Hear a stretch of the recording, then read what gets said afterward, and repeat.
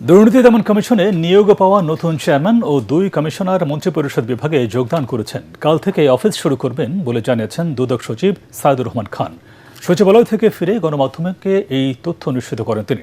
দীর্ঘ 5.5 মাস অভিভাবকহীন থাকা দুদকে নতুন কমিশন আসায় কাজের গতি ফিরবে বলে জানিয়েছেন তিনি। এর আগে সোমবার রাতে আপিল বিভাগের অবসরপ্রাপ্ত বিচারপতি একেএম আসাদুজ্জামানকে চেয়ারম্যান করে 3 সদস্যের কমিশনের প্রজ্ঞাপন জারি করে মন্ত্রিপরিষদ বিভাগ। কমিশনের অপর 2 সদস্য হলেন জাহাঙ্গীর আলম খান ও মোহাম্মদ সাজ্জাদ হোসেন ভূঁইয়া। বিএনপি সরকার ক্ষমতায় আসার পর গত 3 মার্চ পদত্যাগ করে মোহাম্মদ আব্দুল মোমেনের নেতৃত্বাধীন 3 সদস্যের কমিশন। তার প্রায় 5.5 মাস পরে দায়িত্ব নিল বিচারপতি একেএম আসাদুজ্জামান নেতৃত্বাধীন নতুন কমিশন। বুধবার সকালে সেগুনবাগিচার প্রধান কার্যালয়ে কর্মকর্তাদের সাথে বৈঠক শেষে গণমাধ্যমের মুখোমুখি হবে নতুন কমিশন।